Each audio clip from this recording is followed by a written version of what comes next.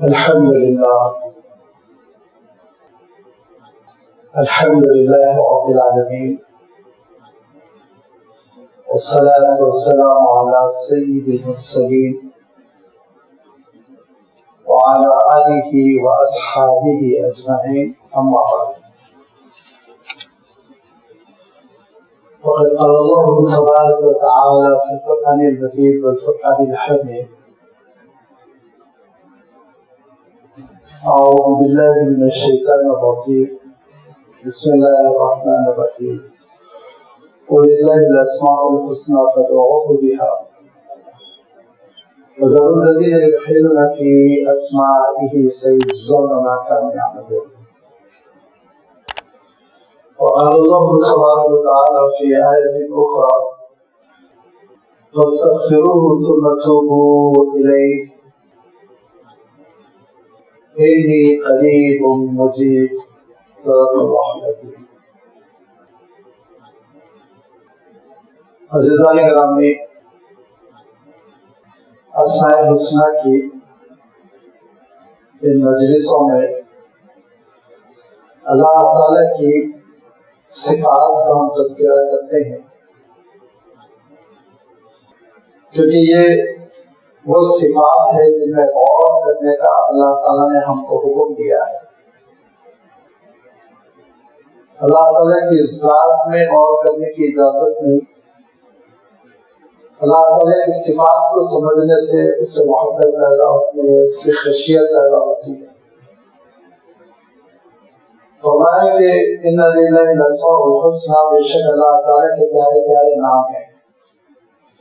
للہ الاسماء الحسنی فادعوہ بہا، انہی ناموں سے پکارو، دعا کرو، چھوڑ دو ان لوگوں کو. ضرور الذین یلحدون فی اسمائہ، جو اللہ تعالیٰ کی ان صفات میں الحاد کرتے ہیں. الحاد کے معنی غلط راستے پر چلتے ہیں. الحاد کے معنی مفہوم کو بگاڑتے ہیں. الحاد کے معنی اللہ تعالیٰ کی ان صفات میں غیر اللہ کو شریک کر دیتے ہیں. وہ رحمان ہے، کسی اور کو نعوذ باللہ رحمان ماننا. وہ رزاق ہے، کسی اور کو کوئی انسان غلط فہمی سے رزاق سمجھے. وہ عطا کرنے والا، عاجز و باسط ہے، ہاتھ روک دینے والا، محروم کر دینے والا. انسان ایسا شرک کرے کہ کسی کے سلسلے میں تصور کرے وہ دینے والا ہے، وہ روک دینے والا ہے. وہ علیم ہے، وہ علام الغیوب ہے. کسی اور کے بارے میں یہ انسان سوچے کہ علم فلا دیتا ہے. وہ موت و حیات کو دینے والا ہے اور صحت عطا کرنے والا ہے. وہ الکافی الشافی، اس پہ ہم بحث کر چکے ہیں. الحاد یہ ہے کہ انسان یہ سمجھے کہ کوئی اور بھی شفا دے سکتا ہے. جب ہم یہ بات کہتے ہیں تو بعض حضرات غلط فہمی پیدا کرتے ہیں، جس کو اردو میں کہتے ہیں خلط مبحث، ملاوٹ کرتے ہیں باتوں میں. اور یہ کہتے ہیں آپ ڈاکٹر کے پاس بھی تو جاتے ہیں شفا کے لیے، نعوذ باللہ. ڈاکٹر کے اندر یہ صلاحیت نہیں ہے وہ شفا دے. وہ دوائیں دیتا ہے، اللہ تعالیٰ شفا دیتا ہے. یہ پوری تفصیل ہے، اور الحمدللہ اب تک 56 نشستیں گزر چکی ہیں جس میں اللہ تعالیٰ کی ان صفات سے ہم ڈسکس کر رہے ہیں اور گفتگو کر رہے ہیں، سمجھنے کی ہم کوشش کر رہے ہیں. اللہ تعالیٰ کی اسماء الحسنی بہت اہم ہے، بہت اہم ہے. تکرار کے ساتھ قرآن مجید میں آئے ہیں، مکرر. سینکڑوں آیتیں ہیں جو انہی اسماء الحسنی میں سے کسی ایک نام پر، کسی دو نام پر ختم ہوتی ہیں. کہیں العزیز الحکیم، کہیں الرحمن الرحیم، کہیں غفور الرحیم. سینکڑوں آیتیں ہیں بلا شبہ آپ شمار کر کے دیکھ لیجیے. تو یہ اللہ تعالیٰ کی جو صفات ہے جن کو اسماء الحسنی کہتے ہیں، اگر غیر اہم ہے تو اللہ تعالیٰ اپنے کلام میں اتنا مقرر ذکر کیوں کر رہا ہے؟ بہت اہم ہے، بہت اہم ہے. ان اسماء الحسنی کو سمجھنے سے عقیدہ ٹھیک ہوتا ہے. ان اسماء الحسنی کو سمجھنے سے اللہ تعالیٰ کی محبت و خشیت پیدا ہوتی ہے. ان اسماء الحسنی کو سمجھنے سے گمراہی قریب نہیں کھٹکتی، صراط مستقیم سے انسان ہٹتا نہیں ہے. اسی لیے تو اللہ کے رسول صلی اللہ علیہ وسلم نے ارشاد فرمایا ان للہ تسعۃ وتسعین اسما فمن احصاها فقد دخل الجنہ. دیکھو اللہ کے 99 نام ہیں، ان پیارے پیارے ناموں کو اگر کوئی سمجھ لے، پکڑ لے، دل میں جاگزی کر لے تو وہ بس جنت میں داخل ہو کر رہے گا. کوئی چیز رکاوٹ نہیں بن سکے گی اس کے جنت میں داخل ہونے کے سلسلے میں. یہ اسماء الحسنی کی مجلس یہ بہت اہم ہے. ایسی مجلس ہر مسجد میں ہونی چاہیے. اللہ تعالیٰ کے ناموں کو سمجھنا یہ ہماری ایمان کا تقاضا ہے، یہ ہماری عافیت کا تقاضا ہے، ہماری بندگی کا تقاضا ہے. نہیں جڑ سکتے ہم اللہ تعالیٰ سے جب تک کہ اس کے اسماء الحسنی کو نہ سمجھیں. اس ترتیب سے ہم نہیں جڑ سکتے جس ترتیب سے انبیاء علیہ الصلوۃ والتسلیم اللہ تعالیٰ سے جڑے، اولیاء اللہ جڑے، صحابہ جڑے. وہ کیفیت ہمارے اندر نہیں پیدا ہو رہی ہے. کیوں؟ اس لیے کہ ہم نے دین کی ایک بنیاد کے سلسلے میں بہت غفلت برتی ہے. لہذا ہم نے 56 نشستوں میں مختلف اللہ تعالیٰ کی ناموں پر گفتگو کی. آج انشاءاللہ اللہ تعالیٰ کا ایک نام المجیب، اس پر ہم گفتگو کریں گے. المجیب کا لفظ تو قرآن مجید میں ایک ہی جگہ آیا ہے، اور اللہ تعالیٰ نے سورہ ہود میں ارشاد فرمایا کہ فاستغفروہ وتوبوا الیہ. استغفار کا اہتمام کرو، توبہ کا اہتمام کرو، کیونکہ ان ربی قریب مجیب، کیونکہ میرا رب بہت قریب بھی ہے، مجیب بھی ہے. مجیب کی انشاءاللہ میں وضاحت کرنے جاؤں گا. اس آیت میں جو ہم سے مطالبہ کیا گیا، اگرچہ کہ حود علیہ السلام و تسلیم کی زبان میں ہے، لیکن جب قرآن پاک میں آ گیا تو وہ قرآن بن جاتا ہے. حضرت حود علیہ السلام نے اپنی امت سے کہا تھا ادھر ادھر کہاں جا رہے ہو، اپنی خطا پر، غلط کاریوں پر توبہ کرو، استغفار کرو، اللہ تعالیٰ کی طرف لوٹو، کیونکہ اللہ تعالیٰ بہت قریب ہے اور سننے والا ہے. استغفار اور توبہ دو لفظ یہاں پہ اللہ تعالیٰ نے ارشاد فرمائے فاستغفروہ ثم توبوا الیہ. استغفار انسان کرتا ہے عام طور پر ان خطاؤں پر، ان کوتاہیوں پر جس کا اس کو شعور نہیں ہے، غفلت میں کر ڈالا، اس کو معلوم ہی نہیں تھا کہ یہ چیز غلط ہے، گناہ ہے، وہ کر گیا، اس کو معلوم ہوا بھی نہیں، بعد میں بھی پتہ نہیں چل رہا کہ وہ غلط کام کیا ہوا ہے، لیکن اللہ تعالیٰ جانتا ہے وہ غلط کام کیا ہوا ہے. تو ایسے موقع پہ اللہ کے رسول صلی اللہ علیہ وسلم نے بھی حکم دیا، قرآن پاک میں بھی ہے کہ استغفار کا اہتمام کرنا اور اللہ تعالیٰ سے یہ کہنا کہ اللہ مجھ سے نہ جانتے ہوئے اپنے علم میں نادانی میں جو غلطیاں ہوئی کیا پردہ کرتے ہیں. یہ استغفار ہے. خلاصہ چونکہ مجھے مجیب پہ آنا ہے. توبہ کے معنی ہوتے ہیں کہ جن گناہوں کا انسان کو احساس ہے کہ میں غلط کر گیا، نہیں کرنا چاہیے تھا، اس ناجائز، اس معصیت، اس حرام کام کا ارتکاب ہو گیا، اب پچھتاوے کے ساتھ، ندامت کے ساتھ جب بندہ اللہ تعالیٰ کی طرف لوٹتا ہے تو یہ توبہ کہلاتا ہے. جب گناہ کبیرہ کا ارتکاب ہوتا ہے تو توبہ واجب ہو جاتی ہے، توبہ کرنا ضروری ہو جاتا ہے. اللہ تعالیٰ ہم سب کو توفیق دے، کیونکہ اللہ تعالیٰ توبہ کرنے والے بندوں کو بہت پسند فرماتے ہیں. اللہ تعالیٰ شاہ کو فرماتا ہے کہ فاستغفروہ ثم توبوا الیہ ان ربی قریب، میرا رب بہت قریب ہے، سنتا ہے. قریب کی تشریح آخری مجلس میں ہوگی، غالباً رمضان المبارک سے پہلے وہ نشست ہوئی تھی. ان ربی قریب مجیب، میرا رب قریب بھی ہے مجیب بھی ہے. مجیب جو ہے اس کا روٹ ورڈ ہے عجیب و غریب عربی کے اعتبار سے. اگر آپ کسی عربک ڈکشنری میں اس لفظ کو تلاش کرنا چاہیں گے تو کہاں ملے گا معلوم ہے؟ جیم واو با، جیم واو با، یہ ہے اس کا روٹ ورڈ اصل. جو اسی سے جاوا بنا. اللہ تعالیٰ نے قرآن مجید میں یہ لفظ استعمال فرمایا وَثَمُودَ الَّذِينَ جَابُوا الصَّخْرَ بِالْوَادِ. یہ گرامر کی کچھ قواعد ہے جس کو ہم تعلیم کے قواعد کہتے ہیں.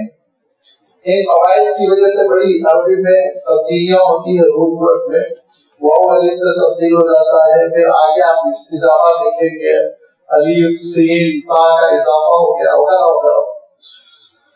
اصل میں اب اس آیت کا ترجمہ وَثَمُودَ الَّذِينَ جَابُوا الصَّخْرَ بِالْوَادِ اگر آپ کریں گے تو یہ ہے کہ اور وہ سمود کو بھی یاد کرو جو قوم سمود پہاڑوں کو کاٹتی تھی. جابوا الصَّخْرَ بِالْوَادِ، وادی میں پہاڑوں کو کاٹتے تھے، تراشتے تھے، بڑے زبردست قسم کے سنگ تراشتے. اور آپ دیکھ سکتے ہیں مدائن صالح سعودی عرب سے شروع ہوتے ہیں تو پھر وہ اردن تک جارڈن تک چلے جاتے ہیں 200-250 کلومیٹر. اور پھر جارڈن میں جا کے آپ جانتے ہیں کہ پیٹرا نام مقام ہے، وہاں پہاڑوں کو کیسے انہوں نے تراشا، پورا ثبوت آج تک موجود ہے. وہ ایک حقیقت ہے، اس کو دیکھا جا سکتا ہے. میں جو عرض کر رہا ہوں کہ یہاں پہ اللہ تعالیٰ نے جابوا الصخر بالواد کاٹنے کے لیے تراشنے کے لیے لفظ استعمال کیا اور اوریجنلی اسی میننگ میں لفظ ہے. لیکن یہ لفظ ترقی کر کے جواب میں تبدیل ہوا جو ہم اردو میں استعمال کرتے ہیں سوال جواب آنسر کے معنوں میں.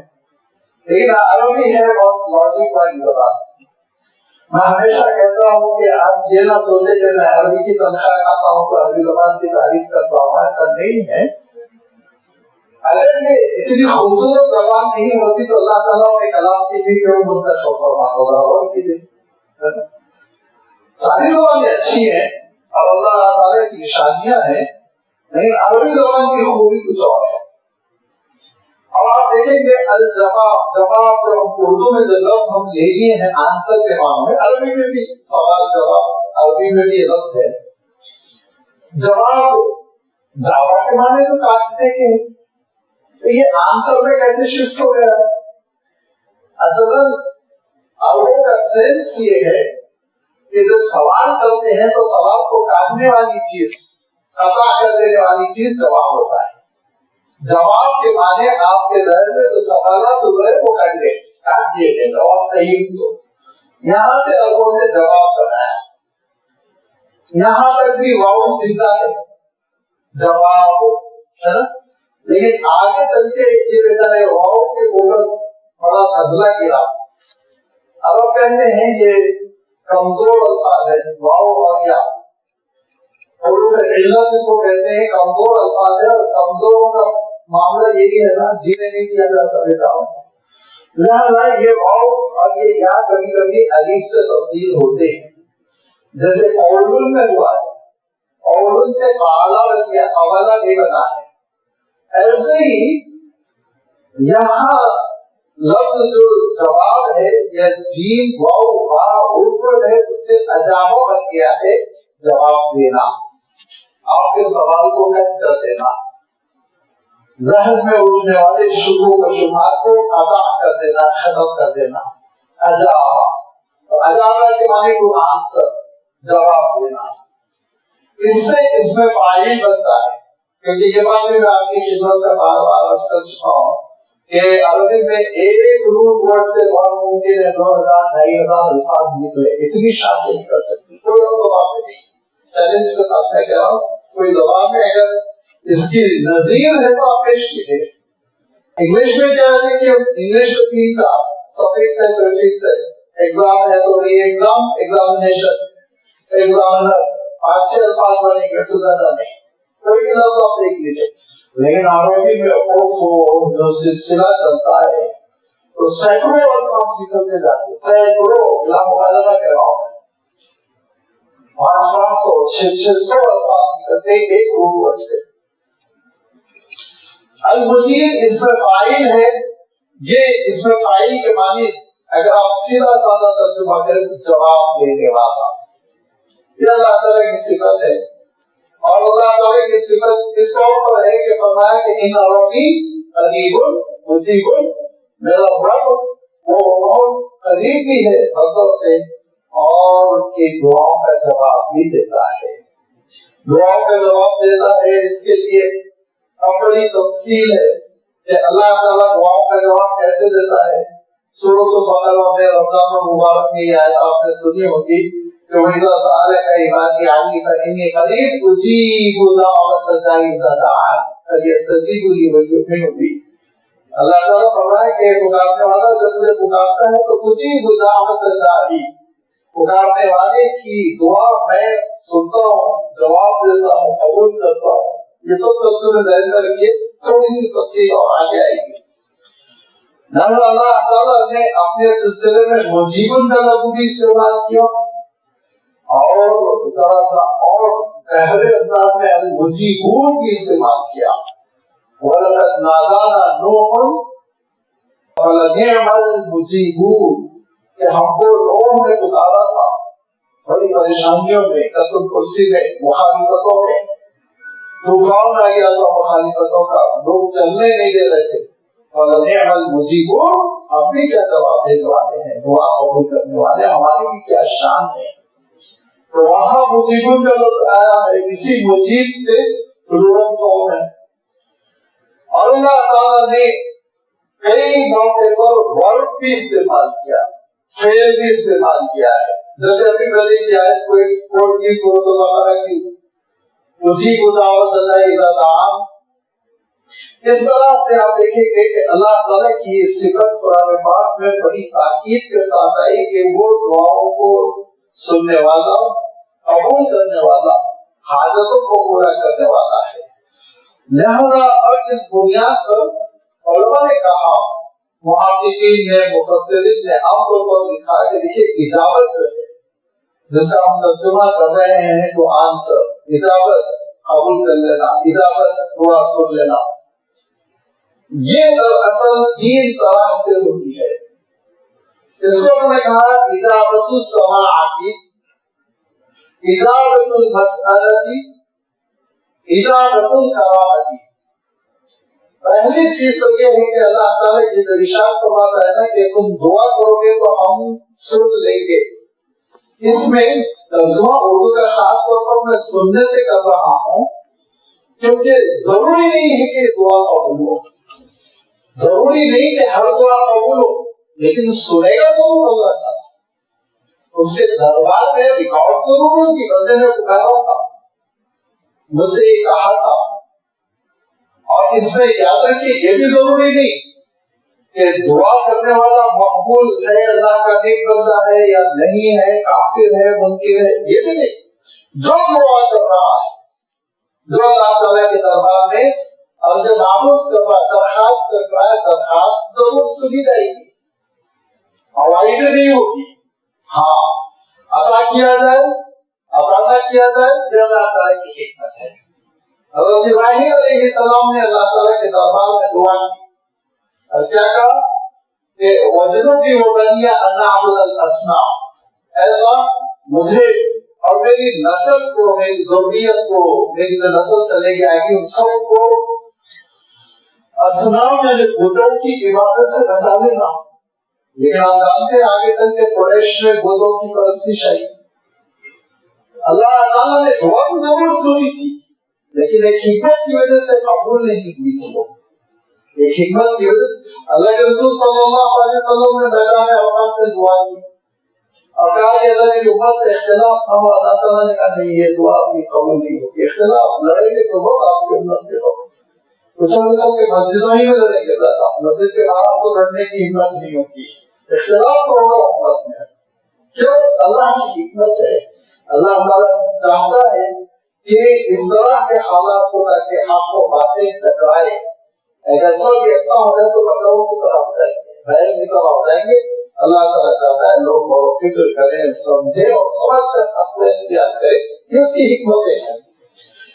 تو دعا جو قبول ہو نہ ہو، بس اللہ کے دربار میں پیشی ہو جائے، اس کو کیا کہیں گے؟ اجابت السماع، سماعت کر لیے، سن لیے۔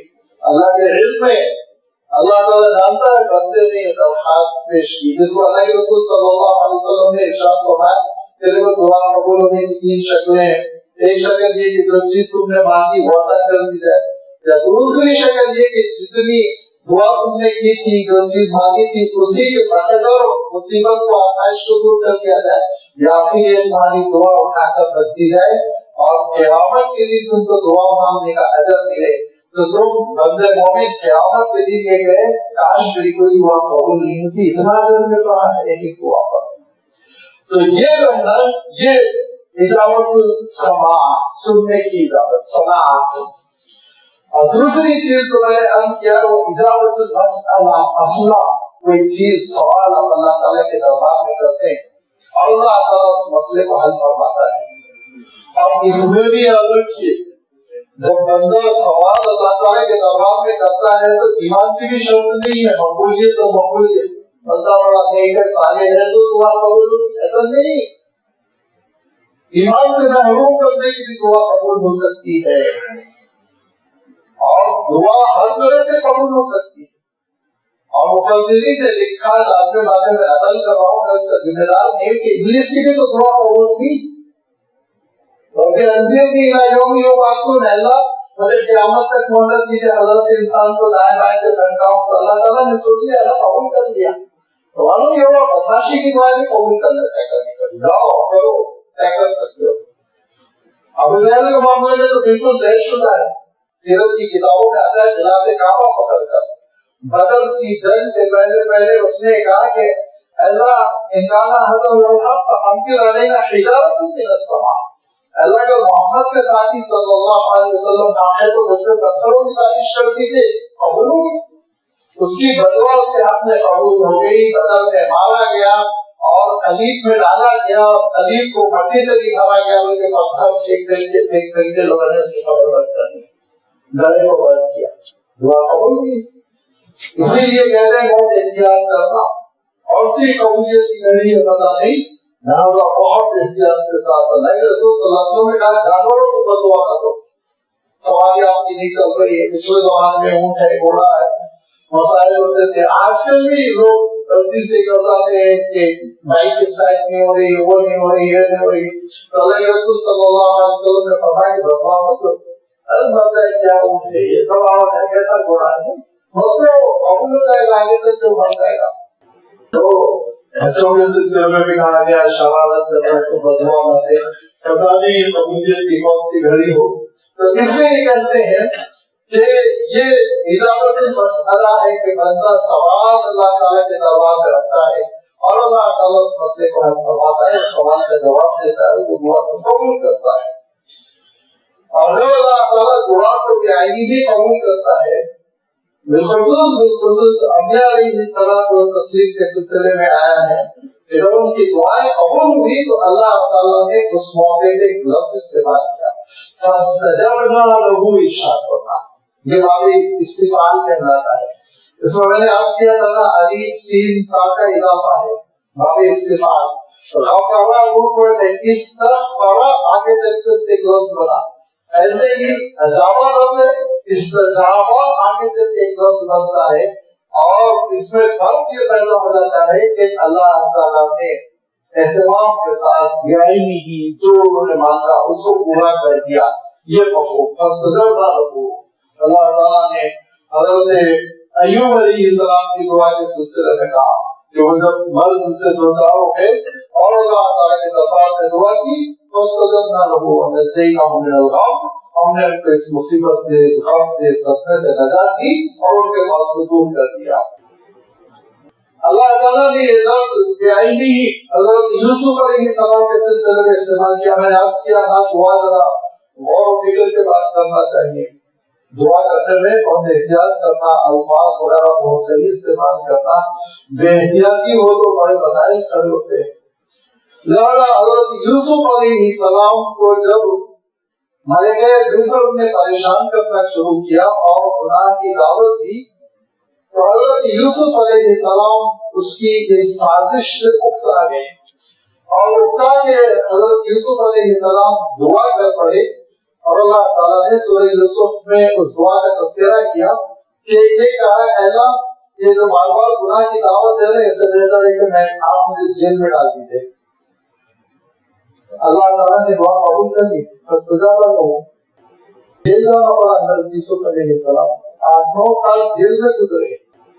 مفسرین نے لکھا کہ حضرت یوسف علیہ السلام صرف عافیت مانگتے ہو سکتا ملکہ مصر کو اللہ تعالیٰ تباہی کر دیتا، برباد کر دیتا، لیکن حضرت یوسف علیہ السلام یہ کہہ پڑے کہ اے اللہ جس گناہ کی جانی کی دعوت دے رہے ہیں اور اپنے سجن احب الیہ مما یدعوننی الیہ، اس گناہ سے بہتر جیل ہے تو اللہ تعالیٰ کا ٹھیک ہے جیل میں آرام کریے۔ پھر حضرت یوسف علیہ السلام کو جیل کی آزمائش سے گزرنا پڑا، تو قرآنی حقیقت اس کا ہم انکار نہیں کر سکتے نا۔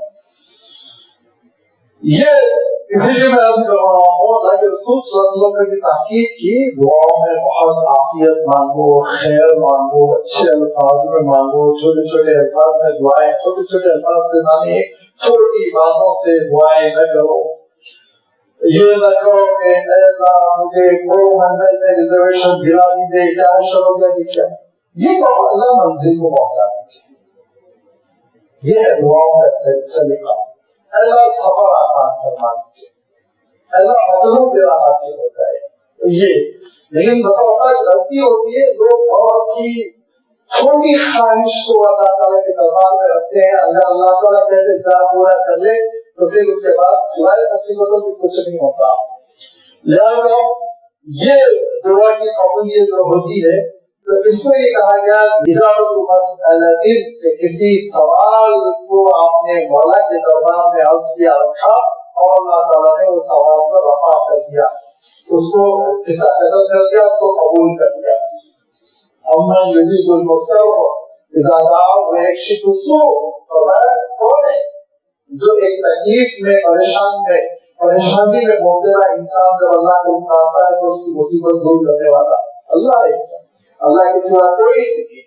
لہٰذا جب ایک انسان مجبور ہو جاتا ہے، مضطر ہو جاتا ہے، اللہ تعالیٰ پکارتا ہے، عافیت کے لیے پکارے، سلامتی کے لیے پکارے اور اللہ تعالیٰ کی رحمت کی دعوت دے، یہ چیزیں اس کے لیے اس کو مصیبت سے دور کرنے والی ہوتی ہے۔ لیکن اس معاملے میں عام طور پر غلطی ہوتی ہے، میں نے اشارہ کر دیا کہ اللہ کے رسول صلی اللہ علیہ وسلم نے تاکید فرمائی، لوگ ایسی کیسی دعا کرتے ہیں۔ اللہ کے رسول صلی اللہ علیہ وسلم نے دیکھا کہ ایک اعرابی ہے، وہ دعا کر رہے ہیں اے اللہ رحمت نازل فرما مجھ پر اور محمد پر، ہم دونوں کے سوا کسی پر نہیں۔ اللہ کے رسول صلی اللہ علیہ وسلم نے ٹوکا پاتا تھا اور کہا کہ اللہ کی رحمت اتنی چھوٹی ہے، دو ہی بندوں کے لیے، سب کے لیے مانگو رحمت، عمومی دعا کرو، یہ اللہ کی رحمت کو تم مقید تحجر کا رحمتوں کو ارشاد کرنا، لمیٹڈ کر دیا تم نے اللہ کی رحمتوں کو۔ تو دعائیں ایسی ہونی چاہیے کہ جب ہم اپنا مسئلہ پیش کریں، سوال کر رہے ہیں، مصیبت پہ ہے، تو چھوٹے انداز میں نہ کریں، حقیر انداز میں نہ کریں، لمیٹڈ نہ کریں، محدود ذہنیت کے ساتھ نہ کریں، خوب وسعت ہے اللہ کے پاس، بڑی وسعتیں مانگیں اور ایسی عمومی دعا کریں کہ اللہ تعالیٰ جو اس کی حکمت عطا کرتی ہے اس چیز سے اللہ تعالیٰ کو نوازتے۔ تیسری چیز، دو باتیں تو میں نے عرض کر دی کہ پہلے ہے اجابت السماعتی، دوسرے ہے اجابت المسئلتی، تیسری چیز ہے اجابت الکرامہ۔ کرامت کے معنی آتے وہ بزرگوں والی کرامت کی طرف نہ جائیے، عربی میں کرامت کے معنی عزت دینا، کرامت کے معنی اکرام کرنا، کرامت کے معنی معزز بنانا، یہ مفہوم ہے عربی میں۔ لہذا اللہ تعالیٰ کبھی کبھی دعائیں ایسے قبول کرتا ہے، ایسے سنتا ہے کہ عزتوں سے نوازتا ہے۔ ضروری نہیں کہ اللہ تعالیٰ وہ بیائی ہی وہی چیز عطا کرے جو چیز بندہ مانگ رہا ہے، لیکن اللہ تعالیٰ کا قرب حاصل ہوتا ہے. یہ ہے عزت کرامت، اللہ کا تقرب. اور انبیاء علیہ الصلوۃ والتسلیم اللہ تعالیٰ کے تقرب کے لیے ایسی دعائیں کرتے تھے. حضرت ابراہیم علیہ السلام نے کہا رب اجعلنی مقیم الصلاۃ، اللہ مجھے نماز کا پابند بنا.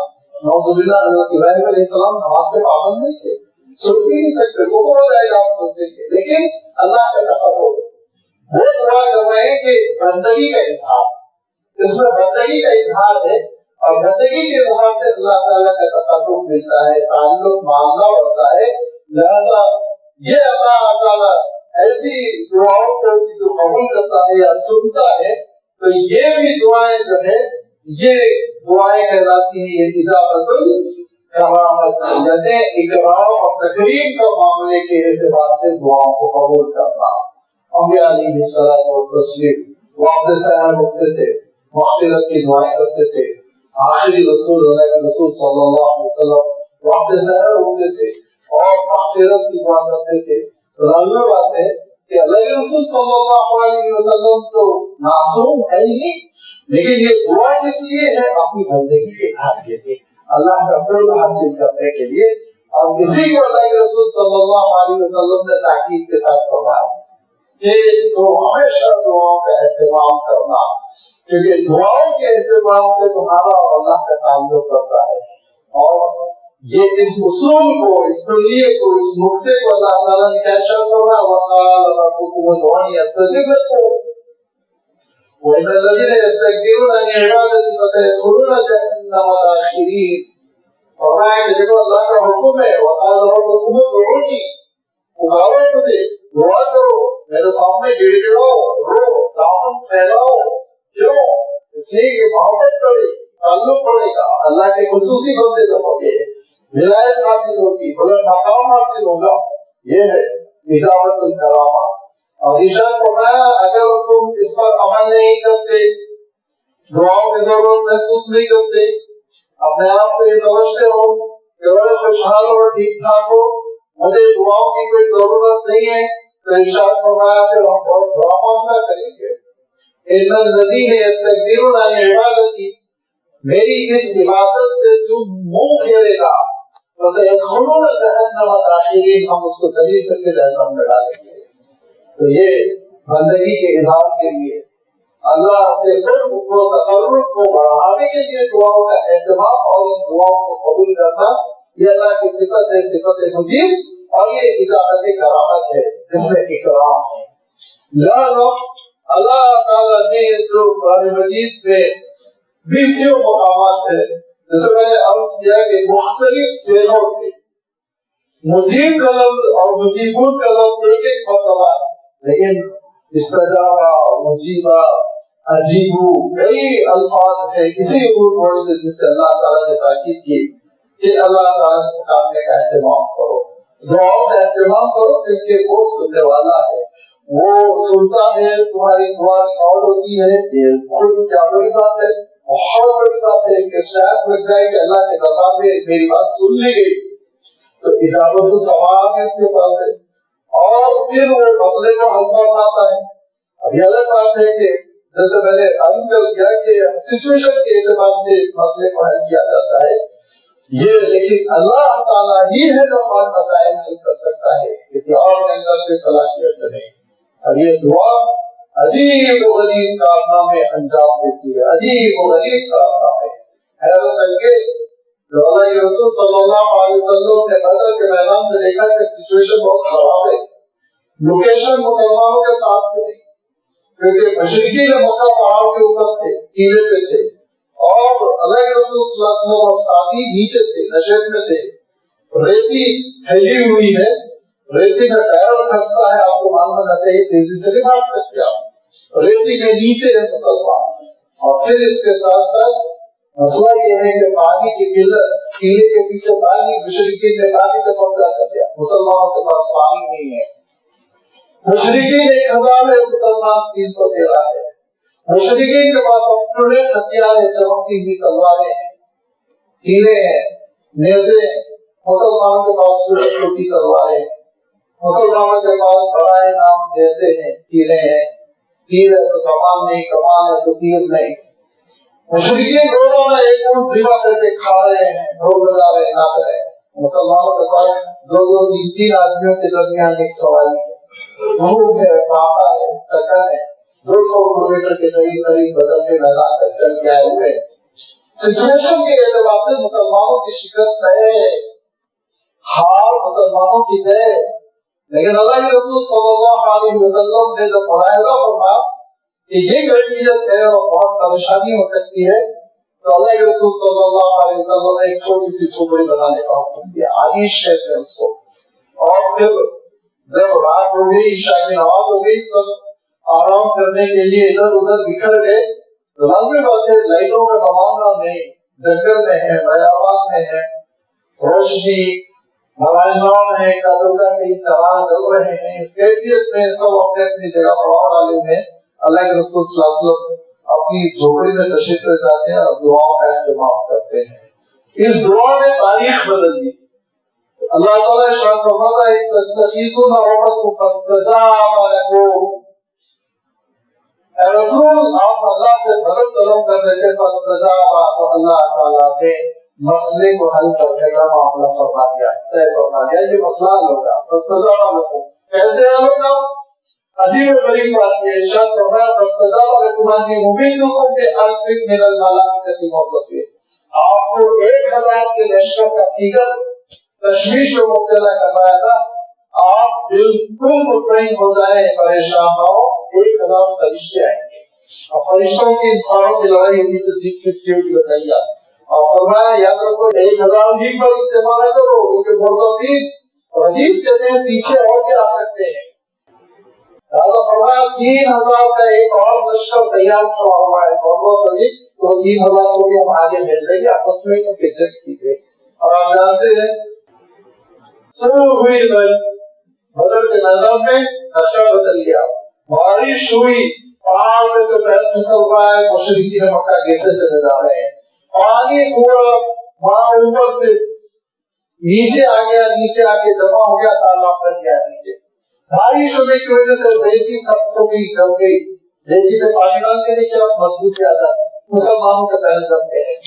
پورا اللہ تعالیٰ نے لوکیشن تبدیل کر دیا، مگر صورت حال کوئی کی کوئی اللہ تعالیٰ نے تبدیل فرما دی۔ اللہ تعالیٰ کا معاملہ یہ ہوتا ہے کہ جب اللہ تعالیٰ، یاد رکھیے، بندے کی دعا قبول کرنے آتا ہے تو پھر اللہ تعالیٰ ذرائع سے دعا قبول کرتا ہے، ٹولس کی ضرورت نہیں پڑتی ہے، لشکر کی ضرورت نہیں پڑتی ہے، ٹینک نہیں بھیجتا ہے، وہ راکٹ نہیں بھیجتا ہے، وہ تو ایسے ایسی وغیرہ مطلب سے دعا قبول کرتا ہے کہ بندہ سوچ بھی نہیں سکتا۔ حضرت ابراہیم علیہ السلام کو آگ میں ڈالا جا رہا ہے، اتنی زبردست آگ ہے، اتنی زبردست آگ ہے کہ قریب جا کے حضرت ابراہیم علیہ السلام کو پھینک نہیں پا رہے ہیں، اتنی تپش، اتنی گرمی۔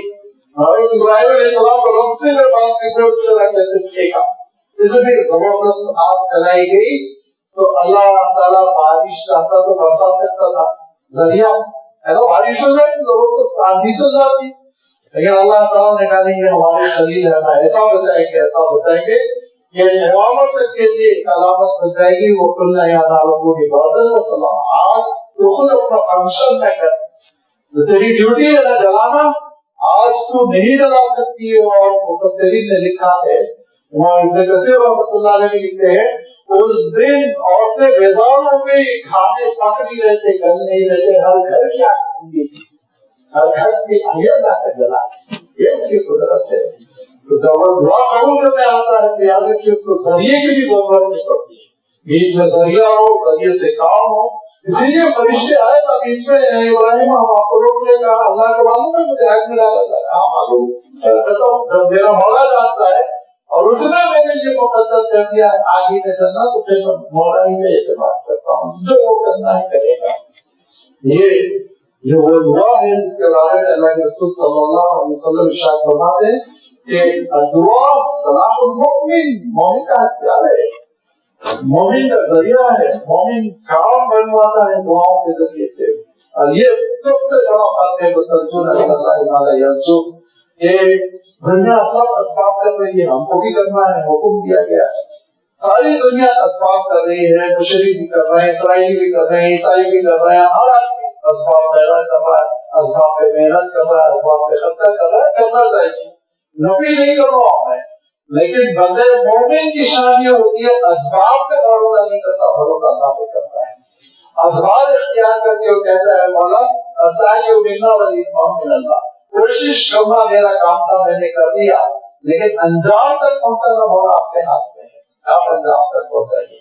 یہ فرمایا یہ مسلم غیر مسلم کا بہترین فرق ہے کہ غیر مسلم اپنے اسباب پہ تکیہ کرتا ہے، بھروسہ کرتا ہے، کبھی فتح ہوتی ہے، کبھی کام بنتا ہے، کبھی نہیں بنتا، یہی اسباب میں دوا ہے جس کا میں نے شروع میں اشارہ کیا، ڈاکٹر صاحب نے دوا دی سبب ہے، نتیجہ نہیں ہے، سبب پہ بھروسہ مت کیجیے کہ یہ دوا مجھے شفا دے دے گی، شفا تو اللہ تعالیٰ کیا ہے، دوا ذریعہ ہے، استعمال کروں گا، اللہ کا حکم ہوگا اس میں شفا پڑے گی، اللہ کا حکم ہوگا، یہی دوا کتنے لوگوں کی موت کا سبب بنے گی۔ یہ اسباب کے اوپر ایمان نہیں، اسباب کے اوپر ایمان نہیں، ایمان اللہ تعالیٰ کی شان پر، اللہ تعالیٰ کی قدرت پر۔ تو بھئی عرض کر رہا تھا کہ یہ حکم ہے، اللہ کے رسول صلی اللہ علیہ وسلم نے فرمایا کہ دعا کرنا تمہارا فریضہ ہے، دعا کرتے رہو، اور دعا تم کرتے رہو گے تو لازمی بات ہے یا تو فرسٹ اسٹیج کا مسئلہ ہوگا کہ اللہ کے دربار میں وہ دعا ریکارڈ ہوگی اور تم کو قیامت کے دن نظر ملے گا، یا سیکنڈ اسٹیج پہ مسئلہ ہو جائے گا کہ وہ دعا وہ اجابت المسئلہ، آپ کا سوال حل کر دیا جائے گا، سالو کر دیا جائے گا، اور میں نے عرض کر دیا کہ اس شان کے ساتھ کہ اللہ تعالیٰ کو اسباب کی ضرورت پیدا نہیں ہوتی ہے۔ ابھی دیکھیے کسی اللہ کے بندے نے دعا کی ہوگی کہ اسکولوں میں حجاب کے اوپر پابندی لگانے والوں کو یہ دیکھنا پڑا کہ خاتون برقع پہن کے اسمبلی میں بیٹھ رہی، یہ دعائی کا تو نتیجہ ہوگا، ورنہ ہمارے ہاتھ میں کیا تھا، خاتون نے منتخب ہوئی گلبرگہ سے والا کا اسکارف وغیرہ پہن کے اسلامی پردہ کر کے اسمبلی میں پہنچ رہی ہیں، بیٹھ رہی ہیں، تو ان کے دل میں تو صاف تو یہی رہا ہوگا نا، اب وہ صاحب جنہوں نے قانون ایشو کیا تھا وہ منسٹر صاحب کو تو شکستی ہوئی بری طریقہ بیٹھ گئے۔ اس سے پہلے بھی ایک بات مسئلہ ہوا تھا، یہ ہم لوگ حالات کو نہیں سمجھتے، گھبراتے ہیں، گھبرانے کی ضرورت نہیں، اللہ سے تعلق قوی کریے، اللہ سے تعلق مضبوط کریے، وہ حالات بدلنے میں قابل ہے۔ کہ جس وقت یہ طے ہوا تھا کہ ٹاٹا کا قانون منظور کیا گیا تھا، اور جس وقت یہ ہوا تھا کہ سو راج ہوا ہندوستان میں آگے چل کے، اللہ تعالیٰ نے کیسے شکست دی تھی کہ اس وقت تین اہم ترین پوسٹ وہ اقلیتوں کے ہاتھ میں تھے۔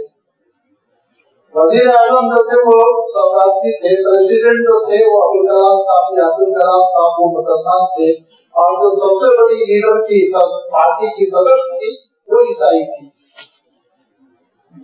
جس راج کی انہوں نے بات کی تھی ہندو راج کر کے چھوڑیں گے، اللہ تعالیٰ نے ان کے منہ پہ چپت ماری تھی، ایسا اللہ تعالیٰ نے منظر دکھایا تھا کہ تینوں کی پوسٹ پہ وہ غیر ہندو بیٹھے ہوئے تھے۔ اللہ تعالیٰ کی شان ہے، اس کی قدرت ہے، حالات بدل سکتا ہے، ہمیشہ اللہ سے لو لگانا اور ہمیشہ اللہ تعالیٰ کے دربار میں معاملہ رکھنا، اپنی مصیبتوں کو پیش کر کے اس سے حل طلب کرنا، یاد رکھیے وہی ہے۔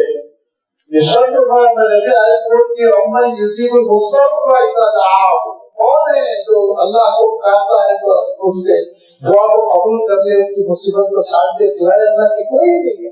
جو اللہ کو پکارتا ہے پھر اللہ تعالیٰ ضرور اس کی دعا قبول کرتا ہے۔ اور تیسرے نمبر پر یہ کہ کچھ ملے نہ ملے اللہ کا قرب مل جائے، اس سے بڑے کیا بات ہوگی، دعاؤں کا اہتمام ہونا چاہیے۔ کہ تیسرا مرحلہ ہوتا ہے جو نبیوں کے ساتھ ہوا، رسولوں کے ساتھ ہوا، اہل اللہ کے ساتھ ہوا، کہ ان کی دعاؤں کا نتیجہ یہ تھا کہ اللہ تعالیٰ نے اپنا قرب اتنا عطا کیا کہ آخری درجے میں اللہ کے قریب بنتے بنتے چلے گئے۔ لہذا یہ اللہ تعالیٰ کی صفت ہے مجیب، کہ وہ سنتا ہے، اس معنوں میں بھی مجیب ہے، وہ قبول کرتا ہے، اس معنوں میں بھی مجیب ہے، اور وہ کرام کرتا ہے، اس معنوں میں بھی مجیب ہے۔ میں ہمیشہ عرض کرتا ہوں کہ اسماء الحسنی کو سمجھنا صرف ایک نظریاتی چیز نہیں ہے، فکری عقیدے کی، بلکہ بہت عملی چیز ہے، ہمارے عمل پر اثر پڑتا ہے اس سے۔ لہذا مجیب کی صفت ایک میں یہ کہ پہلی چیز میں عرض کر چکا ہوں کہ اللہ تعالیٰ کے دربار میں دعا کرنا، दुआओं का एहतमाम रखना। जो दुआओं से रोगरदारी करता है वो अल्लाह की निगाहों में महबूब नहीं, पसंदीदा नहीं। जो दुआओं का एहतमाम करता है वो अल्लाह की निगाहों में बड़ा महबूब, पसंदीदा। दुआ का एहतमाम हमारी जिंदगी में खूब दुआओं का एहतमाम। नीज ये भी मैंने इशारतन अर्ज कर दिया कि छोटी छोटी ख्वाहिशात को दुआओं की शक्ल नहीं देना चाहिए, बल्कि अल्लाह ताला से ऐसा इंसान को इस तरह की दुआ करनी चाहिए, इन अल्फाज में दुआ करना चाहिए कि अल्लाह ताला हमको मंजिल तक पहुंचा दे, हमारी मुसीबत दूर कर दे, हमको खुश कर दे। दूसरी चीज ये कि जब अल्लाह ताला की सिफत है कि अल्लाह ताला हमारा काम बनाता है, सुनता है हमारी बात को, तवज्जो देता है, उसकी शान सोचिए। और मालिक हकीकी हमारी दुआओं को सुन रहा है। आप अर्ज कर रहे हैं मेरे मौला, अल्लाह ताला कह रहा है मेरे बंदे, कितनी बड़ी बात है। और ये किस्मत है ये नहीं है, ये मेरी और आपकी खुशकिस्मती है कि मेरा और आपका मालिक और रब्बुल आलमीन अर्हम-उर-राहिमीन कह रहा है कि सुनो बंदो, मैं करूंगा तुम्हारा काम। इतना बड़ा एजाज है, ये अल्लाह की शान है। और हम 2.5 फीट के इंसान और जरा बराबर तरक्की का मिल जाए, औजार क्या मिल जाए, थोड़ा काम बनाने की हमारे अंदर सलाहियत क्या पैदा हो जाए, इस बार हम अपने आप को समझते हैं। लोगों से सीधे मुंह बात नहीं करते, वोट मांगने आते तो पैर चूमते हैं, और जब वोट मिल गया होता है तभी तो उसके बाद मुंह नहीं लगाते। ये कैफियत मुसलमान की हरगिज नहीं हो सकती। अल्लाह के रसूल सल्लल्लाहु अलैहि वसल्लम इरशाद फरमाते हैं कि अपनी बात करना लाखों की अखी, जब तक तुम किसी दूसरे भाई का काम बनाते रहोगे और उनकी बात सुन के, मुसीबत सुन के, उनकी मुसीबत को दूर करने की कोशिश करते रहोगे, उस वक्त तक अल्लाह ताला तुम्हारा काम बनाता रहेगा, अल्लाह ताला तुम्हारे लिए काम साथ हो जाएगा। लिहाजा अल्लाह के रसूल सल्लल्लाहु अलैहि वसल्लम की सिफत मुत्तफ़िक़ा तौर पर अहले सीरत बयान करते हैं कि एक नामालूम अजनबी, बिल्कुल जिसकी कोई शनासाई नहीं हो, पता नहीं मदीने की भी है कि नहीं है, भूया कहीं से आ जाती, बड़ी लिखी भी नहीं है देहात, और अल्लाह के रसूल सल्लल्लाहु अलैहि वसल्लम को रोकती और अल्लाह के रसूल सल्लल्लाहु अलैहि वसल्लम के सामने अपना मसला बयान करती, तो अल्लाह के रसूल सल्लल्लाहु अलैहि वसल्लम चलते हुए उसकी बात नहीं सुनते, खड़े हो जाते थे। रिवायतों में आता है आप सल्लल्लाहु अलैहि वसल्लम खड़े हो जाते थे, खड़े होकर सर झुका के उसकी पूरी बात सुनते, उसका मसला हल करते, उसके बाद फिर आगे बढ़ते। हम जब ये होता ना और बचाने के लिए हम लोग क्या करते, चलते हुए बात सुन ली, आगे बढ़ते हुए बात सुन ली, लेकिन रहमतुल्लिल आलमीन ये नहीं करते थे, रुक जाते थे ताकि उसके दिल में तसल्ली हो कि मेरी बात सुनी गई, मुझे अहमियत दी गई। और जब ये इंसान को नफ्सियाती तौर पर एहसास हो जाएगा कि मेरी बात अच्छी तरह सुनी गई, तो इत्मीनान होता है कि अब ये हल भी करेंगे। और हल भी फरमाते थे, ऐसे हल फरमाते थे कि अल्लाह के रसूल सल्लल्लाहु अलैहि वसल्लम की खिदमत में एक सहाबा है, थोड़ी देहात के, उनका नाम भी रिवायतों में नहीं आता, और सहाबा के साथ है, अकेले नहीं, सहाबा भी है, सहाबा रसूल सल्लल्लाहु अलैहि वसल्लम साथ है, और वो सहाबा आते हैं और आप सल्लल्लाहु अलैहि वसल्लम की शान मुबारक पर जो चादर पड़ी हुई है, उस चादर को पीछे से खींचते, तो वो चादर के किनारे थे कॉर्नर, आमतौर पर आपने देखा होगा कॉर्नर पट्टी बनी होती है, जरा ज्यादा सिलाई रहती है ताकि मजबूती आए, तो सहाबा कहते हैं कि उनके खींचने की वजह से उसके कॉर्नर पर अल्लाह के रसूल सल्लल्लाहु अलैहि वसल्लम के शान मुबारक का आसार नुमाया हो गए, और कहा गया है मोहम्मद मेरा मसला हल करो सल्लल्लाहु अलैहि वसल्लम। उधर एक सल्लल्लाहु अलैहि वसल्लम बाकायदा मुस्कुराए और कहा कि भाई जो इसको बैतुल माल दे दो, इसकी तो जरूरत है पूरी कर दो, जो मांग रहा है दे दो, जरूरत पूरी करना।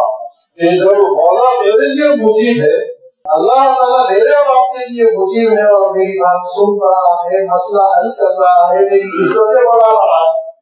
हर दरबार में जब आप हाथ फैलाने जाएंगे तो जलील और रुसवा होंगे, चाहे आपका वालिद ही क्यों ना हो, वाला ही क्यों ना हो, मांगने जाएंगे तो इज्जत नहीं मिलती सिवाय अल्लाह ताला के दरबार में। जब आप मांगने जाएंगे तो आपको इज्जत मिलेगी, यही क्यों होंगे, नहीं मांगेंगे तो आपकी इज्जत कम होगी, इज्जत मिलेगी। मांगने वालों की अल्लाह ताला के पास इज्जत ज्यादा है। और जब मेरा मौला मेरे मांगने पर मेरी हाजत बरानी कर रहा है, तो मेरे अंदर भी ये सिफत होनी चाहिए कि मैं अगर किसी का कोई काम बना सकता हूँ, मैं किसी की कोई मदद कर सकता हूँ, मैं इस पोजीशन में हूँ कि किसी के साथ कोई खैर फलाह का मामला करो तो फिर अपने आप को इस्माल नहीं समझना चाहिए, जरूर काम बनाने की कोशिश करनी चाहिए, जरूर मदद करने की कोशिश करनी चाहिए। ये सिफत मुजीब का एक असर मेरी जिंदगी पे पॉजिटिव ऐसा पड़े कि मैं भी मुझे तो मैं नहीं कहूँगा लेकिन मैं भी इस तरह चाहूँ कि दूसरों का काम बना सकूँ, मेरे अंदर ये सिफत हो कि मैं दूसरों की बात सुन सकूँ, दूसरों के लिए मांगने के लिए जरूरत के लिए आए तो हमारे की निगाह से न देखो, वो परेशान आले हाथ फैला रहा है न उसकी परेशानी का मैं लिहाज करो। इसीलिए अल्लाह के रसूल सल्लल्लाहु अलैहि वसल्लम ने फरमाया मांगने वालों को डांटो मत, बदतमीजी मत करो, नहीं दे सकते तो फरमाया अच्छे अल्फाज से उसको रुखसत करो। मांगना एक छोटी सी अलामत है, मांगने की कई शक्लें हो सकती है, कई सिफारिश लेने लोग आ सकते हैं और लोग मदद लेने के लिए आ सकते हैं, लोग आपसे कोई चीज मांगने के लिए आ सकते हैं। अल्लाह ताला ने भी ताकीद की वो बंदे जो अल्लाह की रहमतों से ईमान से महरूम उनकी सिफत होती है छोटी छोटी चीजों से हाथ रोकते हैं। मोमिन बंदों का आलम ये होता है वो जरूर लोगों की जरूरत पूरी करते हैं। लिहाजा ये सिफत मुजीब जो अल्लाह ताला के अस्माए हुस्ना में से किस्म है, कुरान पाक में मुजीब एक मर्तबा, मुजीबून एक मर्तबा, अजाबा, इस्तजाबा, उजीबा वर्ब की शक्ल में फेल जिसको कहते हैं मुताबिक मर्तबा काउंट करेंगे आपको मैं सोचता हूँ 30-40 मर्तबा ये लफ्ज आया है। ये अल्लाह ताला की शान है कि वो हमारी मतलब बराबरी करता है, हमारे तकाज़ों को पूरा करता है। अल्लाह ताला से ताल्लुक जोड़े, दुआओं का सिलसिला रहे और इसके साथ साथ अल्लाह ताला की सिफत का एक मुस्बत असर मेरी और आपकी जिंदगी में हो गया। हम भी लोगों का काम बनाने की कोशिश करें अपनी चादर के मुताबिक, अपनी वसात के मुताबिक। अल्लाह ताला इस हकीकत को समझने की तौफीक दे। वाखिर दावाना अनिल हम्दुलिल्लाहि रब्बिल आलमीन।